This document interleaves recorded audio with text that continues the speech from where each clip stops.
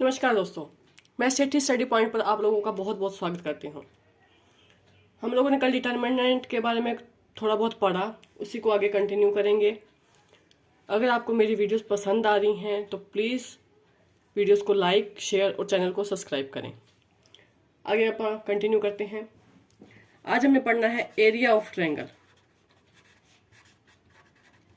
Area of triangle हमने कल determinant सीखा कि कैसे निकालते हैं, उसी से ही ये बनेगा। डिटर्मिनेंट ही निकालना है। हमारे पास एरिया निकालने के लिए कोई भी ट्रायंगल होती है, उसका एरिया निकालने के लिए 3 पॉइंट दिए होते हैं। ठीक है, x1 y1, x2 y2, x3 y3। इन तीनों पॉइंटों को यहाँ पे लिखना है, x1 y1, x2 y2, x3 y3। और थर्ड पॉइंट की जगह पर हमें 1 1 लगाना है। ये होता है हमारा एरिया ऑफ अ ट्रायंगल। इसमें क्या करना, हमने सिर्फ इसका डिटर्मिनेंट फाइंड करना है। ये होएगा एरिया ऑफ अ ट्रायंगल। इसका एरिया हम फाइंड कर सकते हैं, जैसे हम एक्सपेंड कर लेंगे। x1 को एक्सपेंड किया y2 माइनस y3, x1 को एक्सपेंड किया y2 minus y3 minus y1, x2 minus x3 plus 1, x2 y3 minus y2 x3। इसकी आप कैलकुलेशन करेंगे तो हमारा एरिया ऑफ अ ट्रायंगल निकल आएगा। इसके बाद इसकी ट्रायंगल्स की कुछ प्रॉपर्टी है एरियाज की, नोट में लिख लेते हैं आप। जैसे फर्स्ट है, इसमें क्या होता है, एरिया जो होता है हमेशा ही एक पॉजिटिव क्वांटिटी में होता है। एरिया क्या होता है, area is always positive quantity.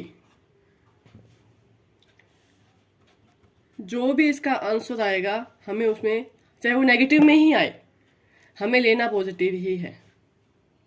ठीक है, बट एक बात और भी है कि अगर if area of triangle is given, हमें क्वेश्चन दिया हो कि हमें triangle area of triangle given हो और हमें कोई ना कोई वैल्यूज निकालने के लिए बोल दे, x1 निकालो, x2 निकालो, कुछ भी कोई भी पॉइंट बोल दे निकालने के लिए, तब एरिया ऑफ ट्रायंगल अगर गिवन हो तो हमें जो ट्रायंगल का जो फॉर्म वैल्यूज है ना, उसको हमें प्लस और माइनस दोनों में लेना पड़ेगा।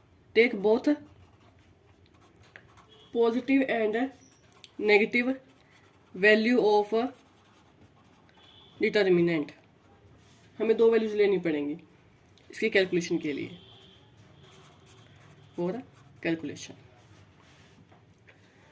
हमारे पास थर्ड पॉइंट है, जब ये ट्रायंगल का जो एरिया है, triangle area of triangle ABC, अगर ये 0 आ जाए, तब हम क्या बोलते हैं कि जो ये पॉइंट्स हैं, जो ABC पॉइंट्स हैं, वो क्या हैं, पॉइंट्स आर कोलिनियर। और अगर एरिया जो है, ये एरिया का निशान है, एरिया ऑफ ट्रायंगल ABC, अगर एरिया इसका ABC का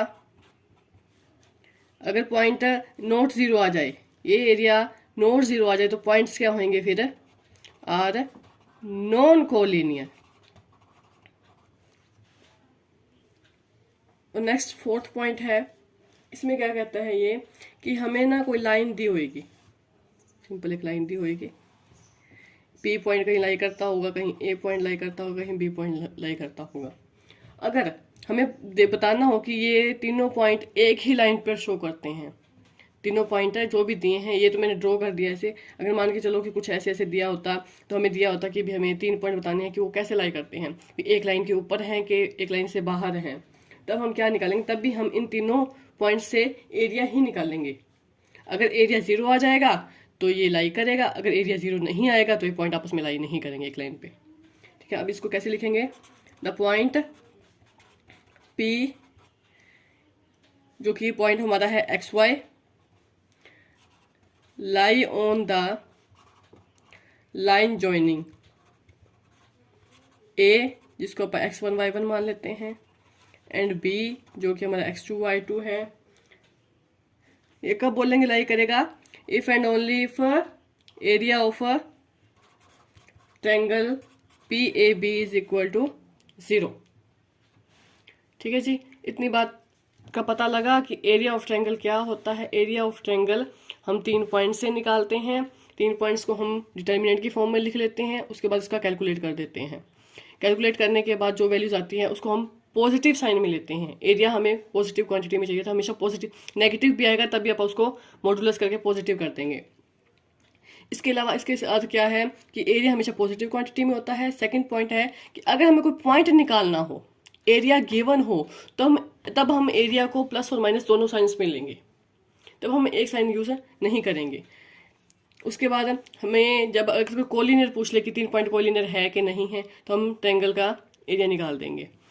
उसी तरह से अगर पॉइंट नॉन कोलिनियर प्रूव करना हो तो हम नॉट इक्वल टू 0 प्रूव कर देंगे। और यही बात को मैंने इधर लिखा है, क्योंकि पी ए बी से कोई पॉइंट दिया है तब भी हम उसका एरिया ही फाइंड करेंगे। ये था एरिया ऑफ ट्रायंगल। अब इसके बाद आगे पढ़ेंगे अपन इन सबसे रिलेटेड आप एमसीक्यूज करेंगे, उसमें से जो भी आपको जैसे इसका है कोई भी डाउट है उसमें अच्छे से क्लियर हो जाएगा, आपको कोई भी डाउट नहीं करने देंगे। नेक्स्ट है adjoint of a matrix. Matrix का एक एक टॉपिक इंपॉर्टेंट है, क्योंकि इसमें से 10 तक क्वेश्चन आने पेपर में।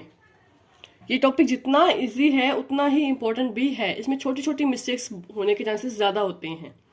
ठीक है, तो इसको लाइट मत लेना, भी इजी है हो जाएगा, कर लेंगे ऐसा नहीं होगा, करना पड़ेगा।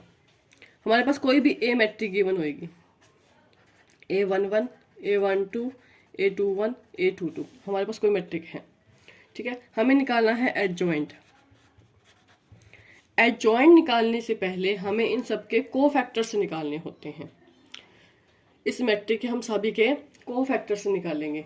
तो मान के चल रही हूँ कि मैं इसके कोफैक्टर क्या निकल गए। पहले एलिमेंट के हमने पहले बताया था, मैंने या तो उसको कैपिटल ए से डिनोट करते हैं या कैपिटल सी से डिनोट करते हैं, तो मैं कैपिटल ए से डिनोट कर रही हूँ। ये इसके कोफैक्टर्स की मैट्रिक आ गई। A11 का कोफैक्टर A11 है, A12 का, इनके कोफैक्टर हैं। इन कोफैक्टर की मैट्रिक्स बनाने के बाद उसका करेंगे ट्रांसपोज। इनका ट्रांसपोज कर देंगे तो जो ये है, ये रो है, ये कॉलम में कन्वर्ट हो जाएगी। सेकंड रो है, ये कॉलम में कन्वर्ट हो जाएगी। अब जो भी मेरे पास ये मैट्रिक है, ये क्या होता है, एडजॉइंट ऑफ ए। ये क्या होता है, एडजॉइंट ऑफ ए। जो कोफैक्टर्स की मैट्रिक होती है उसको बोलते हैं एडजॉइंट ऑफ ए। अब इसके ना कुछ पॉइंट हैं, इंपॉर्टेंट पॉइंट्स हैं, इंपॉर्टेंट प्रॉपर्टीज कह लो इसकी। इसकी ना एक एक प्रॉपर्टी इंपॉर्टेंट है, एक एक प्रॉपर्टी एक एक एमसीक्यूज है इसका। जैसे पहला, A adjoint A is equal to A की एडजॉइंट के साथ उसकी डॉट करो, चाहे एडजॉइंट ए की ए के साथ करो, ये हमेशा ए डिटर्मिनेंट आई एन के इक्वल होता है।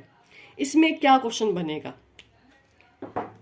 इसमें क्या बनता है कि जो ये मैट्रिक है ये किस तरह की होगी, कौन सी मैट्रिक होगी, यूनिट होगी, स्केलर होगी, डायगोनल होगी, क्या होगी। तो ये होती है एक स्केलर मैट्रिक। क्यों, ए डिटर्मिनेंट एक कोई ना कोई एक नंबर होएगा जिसको आप यूनिट मैट्रिक के साथ मल्टीप्लाई करेंगे, और यूनिट मैट्रिक को किसी एक नंबर के साथ जब मल्टीप्लाई करेंगे तो ये अपने पास क्या निकल के आएगा। मैं आपको एक थोड़ा सा बता देती हूँ, यहाँ पे ए डिटर्मिनेंट, ए डिटर्मिनेंट, ए डिटर्मिनेंट, ऐसा कुछ आएगा। जो ए डिटर्मिनेंट की कुछ तो वैल्यू होएगी, मान के चल रही हूँ मैं, वो वैल्यू है के। ये अब आपको देखा देखा लगेगा। अब ये क्या होती है, स्केलर मैट्रिक। ठीक है, और आप जल्दी जल्दी में लगाए जाते हैं यूनिट मैट्रिक। इस बात का ध्यान रखना है, क्योंकि मैंने खुद पर्सनली ये मिस्टेक करी हुई है, इसलिए बता रही हूँ मैं ये, क्योंकि इसका आंसर क्या आएगा, स्केलर मैट्रिक। आगे सेकंड प्रॉपर्टी है इसकी, ये भी ध्यान से करने वाली है, ये भी एक एमसीक्यूज ही है कि एडजॉइंट ए का डिटर्मिनेंट करते हैं जब आप, जैसे हमने एडजॉइंट मैट्रिक निकाली थी ये वाली, इसका जब आप डिटर्मिनेंट निकालते हैं, वो डिटर्मिनेंट क्या होता है, जो हमने हमारा ए डिटर्मिनेंट होता है ना, ये वाला, ये ए डिटर्मिनेंट होता है, उसकी n-1, यानी कि जो 2x2 की मैट्रिक है, तो यहाँ पे 2 वैल्यू पुट कर दो, 1 क्रॉस जितनी भी है क्रॉस, ये n क्या है, ऑर्डर है मैट्रिक का। ठीक है, इसके इक्वल होती है ये। और इसी से आगे, ये तो था एक बार एडजॉइंट, अगर मान के चलो कि मुझे एक बार और निकालना पड़ जाए एडजॉइंट, इसी मैट्रिक का फिर एडजॉइंट निकाला और उसका डिटर्मिनेंट किया, तो अब इसमें क्या होगा, ए डिटर्मिनेंट तो एज इट इज आएगा। अब n-1 है ना, इसका स्केयर लेना पड़ेगा। सिमिलरली बढ़ते बढ़ते बढ़ते बढ़ते मान के चलो कि हमने बहुत ले लिए, एडजॉइंट एडजॉइंट एडजॉइंट ऐसे ले लिया, जैसे पावर्स बढ़ती जाएंगी तो ए डिटर्मिनेंट n-1। अब इसकी ये 3 एडजॉइंट है, जितने एडजॉइंट होंगे उतनी पावर होंगी। ये अगर n है, r है, जितने भी हैं उतनी इसकी पावर्स होती जाएंगी। ठीक है जी। नेक्स्ट है अपना, ये था डिटर्मिनेंट के साथ। अगर ये डिटर्मिनेंट ना लगा हो, सीधी वैल्यूज हो, जैसे कि हमारी थर्ड प्रॉपर्टी है। अब हमें एडजॉइंट ए निकालना है। ठीक है, एडजॉइंट ए निकालना है। अब इसका एडजॉइंट ए का फिर एडजॉइंट निकालना है। अब बारी बारी थोड़ा कोफैक्टर से निकालते रहेंगे, वो बारी बारी नहीं निकालेंगे, बस एक बार निकाल के उसी को आगे कंटिन्यू करते रहेंगे। इसमें ध्यान रखना चाहिए कि अगर डिटर्मिनेंट निकालना है तो ए डिटर्मिनेंट की n-1 किया था। अब एडजॉइंट निकालना है तो हमें ए डिटर्मिनेंट की करनी, ए डिटर्मिनेंट की ही पावर है, बट कितनी करनी है अब, n-2। जितने डिटर्मिनेंट हैं उतने माइनस कर दो और साथ में लगा दो ए। ठीक है जी। नेक्स्ट है फोर्थ प्रॉपर्टी। इसमें थोड़ा सा ध्यान रखना है, ये कंफ्यूज बहुत करते हैं, कई बार डिटर्मिनेंट दे देते हैं और कई बार सीधा दे देते हैं।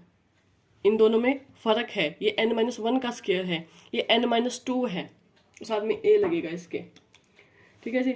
नेक्स्ट है fourth property, adjoint of A B. दोनों के प्रोडक्ट है एडजॉइंट की, तो आप इसको अलग अलग कर सकते हैं, इसके इक्वल ये होती है।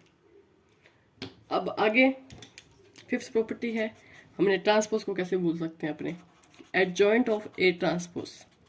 इसका निकाल लो, चाहे एडजॉइंट ए करके उसका ट्रांसपोज कर दो, दोनों बराबर होते हैं। नेक्स्ट है, अगर ए इज सिमेट्रिक मैट्रिक है, ए कोई सिमेट्रिक मैट्रिक है, तो उसका एडजॉइंट है, जो एडजॉइंट ऑफ ए है वो भी सिमेट्रिक होगा, इज ए सिमेट्रिक मैट्रिक। अगर ए कोई इन्वर्टिबल है तो उसका एडजॉइंट भी इन्वर्टिबल होगा। ठीक है, लिख देते हैं अपन कि अगर एडजॉइंट अपन किसी इन्वर्टिबल मैट्रिक का निकालते हैं तो उसका एडजॉइंट भी इन्वर्टिबल होगा।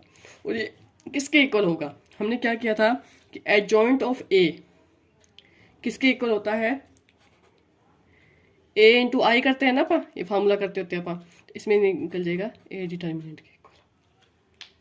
ये बात ध्यान रखने वाली है, ये पेपर में क्वेश्चन बनता है ये वाला। ठीक है जी। नेक्स्ट है स्केलर, सेवंथ एट्थ प्रॉपर्टी, हमें स्केलर के साथ मल्टीप्लाई करनी है। हमने डिटर्मिनेंट के साथ की थी तो के को हमने बाहर निकाला था, तो के को बाहर निकाला था तो उसमें कितनी पावर, जितनी उसका ऑर्डर होता था उतनी बाहर आती थी। पर इसमें क्या होता है कि एक कम होके आता है। ठीक है, इसमें एडजॉइंट ऑफ ए आएगा। जब हम डिटर्मिनेंट में से के बाहर निकालते हैं तो उसकी पावर n लेते हैं, पर एडजॉइंट में से निकालते तो एक पावर कम हो जाती है। ये भी एक इम्पॉर्टेंट चीज़ है। ये था एडजॉइंट के बारे में। सिंगुलर नॉन सिंगुलर के बारे में आप पढ़ चुके थे कि अगर ए डिटर्मिनेंट है वो नॉट इक्वल टू 0 हो तो नॉन सिंगुलर होता है, ए डिटर्मिनेंट इक्वल टू 0 हो तो सिंगुलर होता है।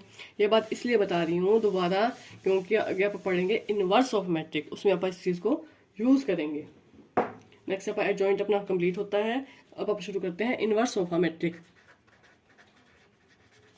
Inverse of a matrix adjoint की तरह इसकी भी प्रॉपर्टीज ही है बहुत सारी, पर ये सारी इंपॉर्टेंट हैं। इनवर्स के बारे में पढ़ते हैं। इनवर्स आप कब बोलते हैं, जब दो मैट्रिक्स की मल्टीप्लाई करें, चाहे ए बी करके करें चाहे बी ए, इस तरह से करें और वो आइडेंटिटी आए।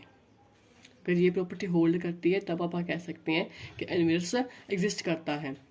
तो ए को मैं क्या, सॉरी, इसमें अगर मेरा ये चीज़ है A B is equal to I, मैं ये वाला पोर्शन लेके चल रही हूँ, तो ए को उधर ले जाएं, ए को उधर ले जाएं तो ये बन जाएगा इधर, इंटू आई करेंगे तो इसको कोई फर्क नहीं पड़ेगा, ये क्या रह जाएगा मेरा ए इनवर्स ही रह जाएगा। B is equal to A inverse. अब देखो मैं इसको डेफिनेशन को लिखते हैं। If A is a square matrix, A square matrix है और A is said to be invertible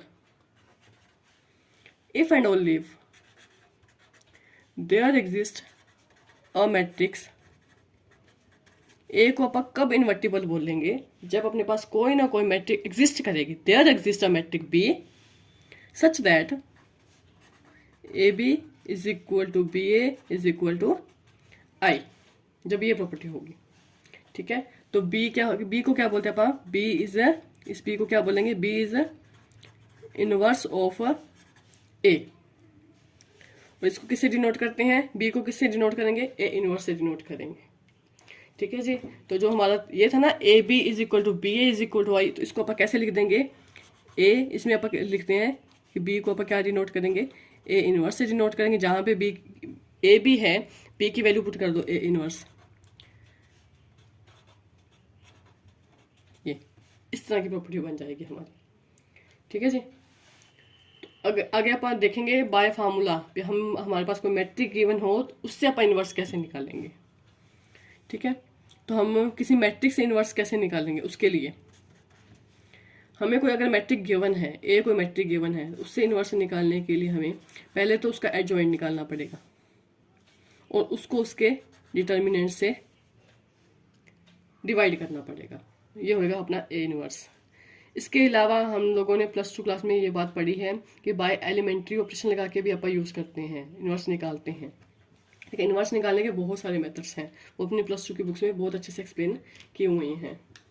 अब इसके कुछ प्रॉपर्टीज़ हैं।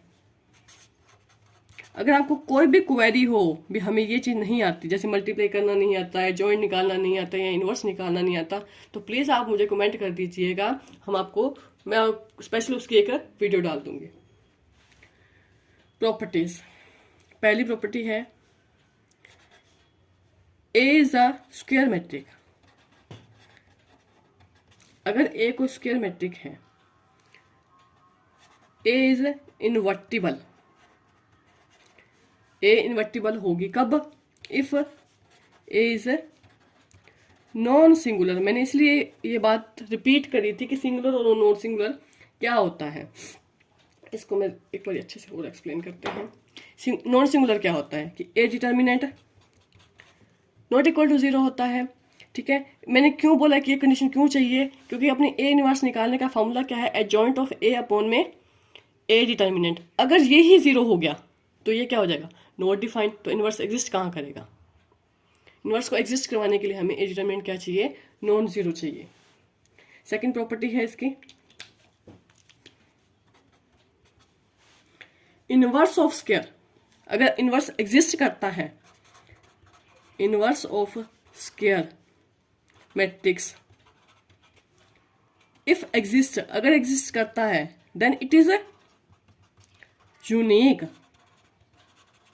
वो क्या होगा, यूनिक होगा। ऐसे नहीं होगा कि ए किसी मैट्रिक के आप 2 इनवर्स फाइंड करके बता दो, ऐसा नहीं होगा। अगर कर रहे हो तो कोई मिस्टेक कर रहे हो। ठीक है जी, नेक्स्ट है थर्ड प्रॉपर्टी। थर्ड प्रॉपर्टी में क्या है कि 2 प्रोडक्ट है, इसका इनवर्स निकालना है। जिस तरह से ट्रांसपोज देखा था हमने उल्टा खुलता है, वैसे ही इनवर्स भी उल्टा खुलता है। जितने मर्जी दिए हों हमें, अगर by chance A B C D तक दिया हो, 4 मैट्रिक्स की प्रोडक्ट है तो उल्टी ही खोलनी है, D inverse, C inverse, B inverse, A inverse, उल्टा ही खुलेगा ये। ठीक है, नेक्स्ट है इसी का ही है कि अगर पावर दी हो, उसका इन्वर्स करना हो, चाहे इन्वर्स का पावर कर लो, चाहे इसकी माइनस की। हमने मैट्रिक्स में एम एन वाली प्रॉपर्टीज पढ़ी थी, वो उसी से रिलेटेड ये है। ट्रांसपोज, ए ट्रांसपोज का इन्वर्स निकाल लो, चाहे ए इन्वर्स करके ट्रांसपोज निकाल लो, बात सेम ही है। ठीक है, उसके बाद बचा अपने पास है स्केलर मल्टीप्लिकेशन। अगर हमारे पास स्केलर मल्टीप्लिकेशन के साथ इन्वर्स निकालना है तो इसको अलग अलग कर देंगे, अलग अलग करेंगे। अब राजा ये मैट्रिक नहीं है, अगर मैं कहूँ मैं इसको उल्टा खुलेगा, अब ये उल्टा नहीं खुलेगा, स्केलर है ये, तो ये के इनवर्स ए इनवर्स, के इनवर्स को आप 1/k भी लिख सकते हैं। ठीक है जी। नेक्स्ट है, ये एक ही पोर्शन में लगा लेना आप, इसका ABC पॉइंट बना के। नेक्स्ट है अपना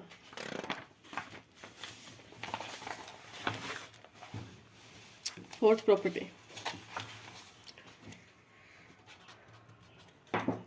फोर्थ प्रॉपर्टी, इसमें क्या करते हैं कि हम एडजॉइंट ए मैट्रिक है उसका इन्वर्स निकाल रहे हैं या इन्वर्स करके उसका एडजॉइंट निकाल रहे हैं, दोनों बातें सेम है। नेक्स्ट है, हम ए इन्वर्स का डिटर्मिनेंट निकाल लें चाहे ए डिटर्मिनेंट करके इन्वर्स निकालें, तभी बात सेम होती है। और ये प्रॉपर्टी ना पेपर में आती है बहुत कंफ्यूज करने के लिए। ये उसको ना ऐसे ना दे के ना ऐसे देगा कि ए इनवर्स का डिटर्मिनेंट क्या होता है, 1 / डिटर्मिनेंट ऑफ ए। अब देखने में थोड़ा सा अजीब सा लगता है पर एक्चुअल में है यही चीज़। ठीक है, तो इसको और करके लगा लेना, ये इंपॉर्टेंट चीज़ है, जैसे ये पेपर में आई भी हुई है।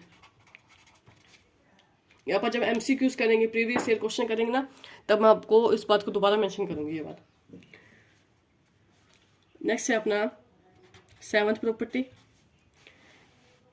अब हमने मैट्रिक्स मल्टीप्लिकेशन पढ़ी थी, उसमें अपन ने करा था कि कॉम्यूटेटिव प्रॉपर्टी होल्डर नहीं करते, अपन ये बात पढ़ी थी, और कहीं कहीं पे करती है। अब अपन कुछ कंडीशंस देखेंगे कि कहाँ कहाँ पे करती है। अब उसमें से एक कंडीशन यहाँ पे निकल के आएगी कि अगर ABC, if ABC are square matrix, अगर ABC कोई स्क्वायर मैट्रिक है ऑफ ऑर्डर n की, and A is non singular, ये उस वर्ड को ध्यान रखना, A is a non singular matrix, then तो क्या होगा। अगर मान के चलो कि अपने पास ये चीज दी है, अगर A नॉन सिंगुलर है तो A नॉन सिंगुलर है, मैट्रिक्स मल्टीप्लिकेशन में हमने ये कहा था ना कि हम प्री या पोस्ट मल्टीप्लिकेशन कर सकते हैं, तो कर सकते हैं, तो दोनों तरफ से प्री मल्टीप्लिकेशन कर दो A के साथ,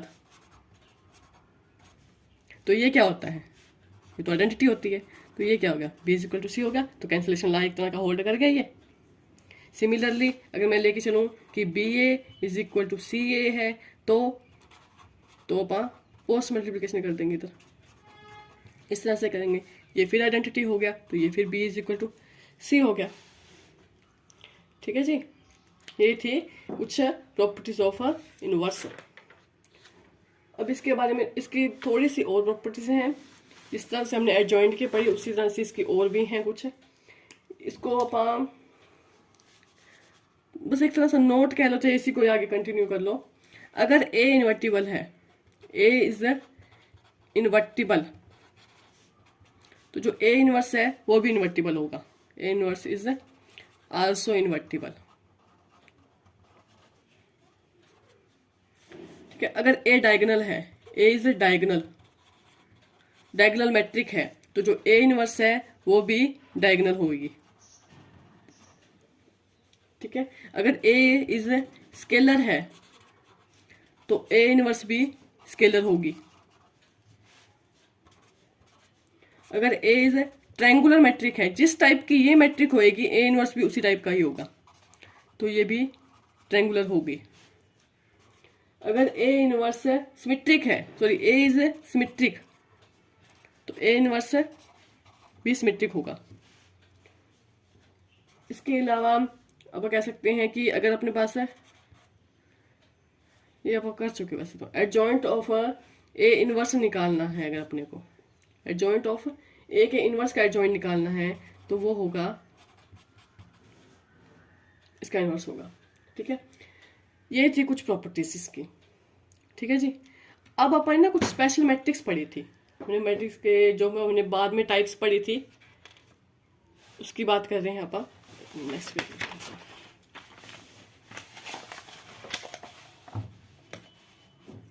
हम लोगों ने पढ़ा था ऑर्थोगोनल मैट्रिक, उसका इनवर्स फाइंड करते हैं, इनवर्स ऑफ ऑर्थोगोनल मैट्रिक्स।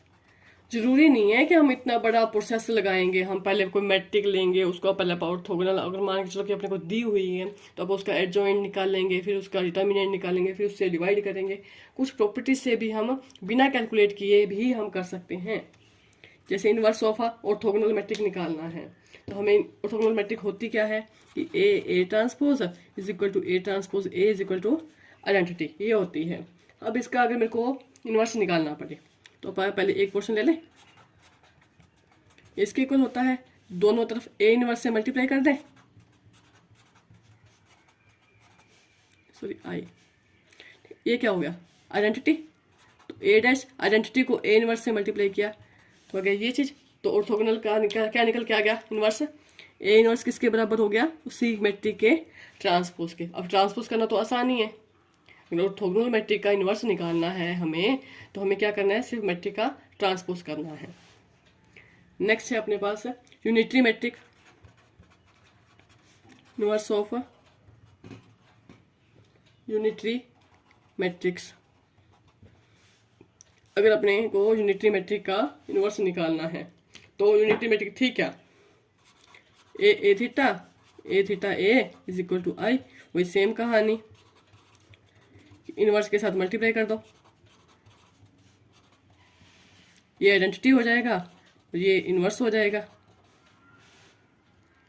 उसी तरह से उसमें अकेला ट्रांसपोज किया था, इसमें ट्रांसपोज और कंजुगेट दोनों कर देंगे तो हमारे पास ए इनवर्स क्या निकल के आ जाएगा, ए थीटा। यूनिटरी मैट्रिक का इनवर्स क्या होता है, कंजुगेट एंड ट्रांसपोर्ट। उसके बाद थी हमारी मैट्रिक्स है इनवर्स ऑफ आइडेम्पोटेंट।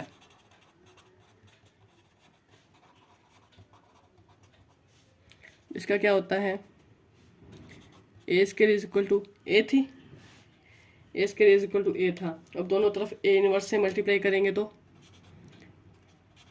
इसको ए इंटू ए लिख लें, कोई बड़ी बात नहीं है। ये क्या हो जाएगा आइडेंटिटी,